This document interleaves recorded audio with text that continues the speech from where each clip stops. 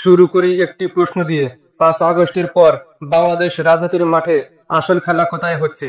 Awami League, BNP না জামাত? কে টানছে কার border? আর কারাই বা সামনে এগিয়ে যাচ্ছে? গত কয়েকদিনে সোশ্যাল মিডিয়ায় একাধিক ভিডিও ভাইরাল হয়েছে। সেগুলো দেখে বোঝা যাচ্ছে 5 আগস্টের পর নতুন এক অদ্ভুত ট্রেন্ড শুরু হয়েছে। আওয়ামী লীগের অনেক নেতাকর্মীকে দেখা যাচ্ছে জামাতে ঢুকে যেতে। কেউ দাঁড়িয়ে রাখছে, কেউ টুপি পরছে।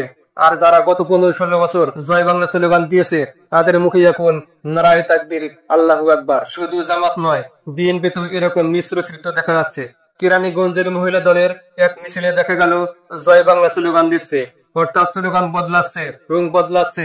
আর এর ভেতরেই রাজনৈতিক হিসাবও পাল্টাচ্ছে। বিএনপি বরাবরই দাবি করছে তারা আওয়ামী লীগের অন্যায় কর্মকাণ্ড প্রতিহত করছে, কিন্তু প্রশ্ন হচ্ছে জামাত কি এর চেয়ে বেশি এগিয়ে যাচ্ছে না?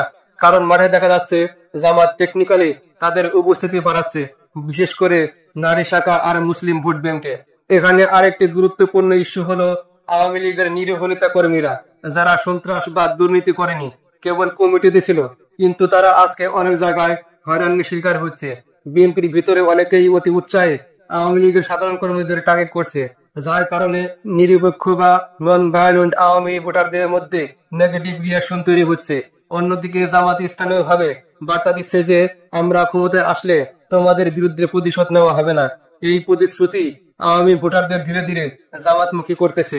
তাছাড়া গত 16 বছর জামাতের কর্মীরা আওয়ামী লীগের ভিতরে ঢুকে রাজনীতি করত, সেই ধারাবাহিকতায় আওয়ামী লীগের কর্মীরা এবার জামাতের ভিতরে ঢুকার চেষ্টা করতেছে এবং ঢুকে যাচ্ছে। এদিকে বিএনপির নেতাদের মধ্যেও বিভাজন।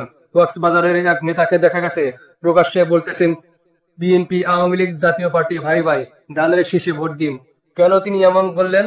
কারণ জাতীয় পার্টি নির্বাচনে আসবে কিনা অনিশ্চিত, আওয়ামী লীগকে কমিশন সরিয়ে দিয়েছে। এমন পরিস্থিতিতে মাঠের ভোট দরকার, আর সেই ভোট আনতে এখন নানা পরীক্ষা নিরীক্ষা চলছে।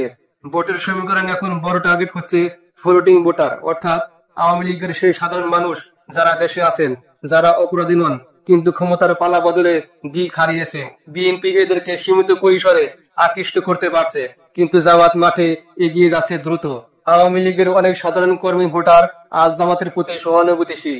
বিএনপি টেকনিক্যালি এখন পিছিয়ে, আর নিরপেক্ষ জনগণ এইসব দৃশ্য দেখে নিজেদের মনে মনে হিসাব করছে কে আসল দেশপ্রেমিক আর কে কেবল রাজনৈতিক প্রতিহিংসায় মেতে আছে। প্রশ্ন একটাই, বিএনপি কি জামাতের সাথে ভোটের মাঠে যুদ্ধ করে টিকে থাকতে পারবে, নাকি জামাতই শেষ পর্যন্ত সবচেয়ে বেশি আওয়ামী ভোট টেনে নিতে সফল হবে? সিদ্ধান্ত জনগণের। আসসালামু আলাইকুম।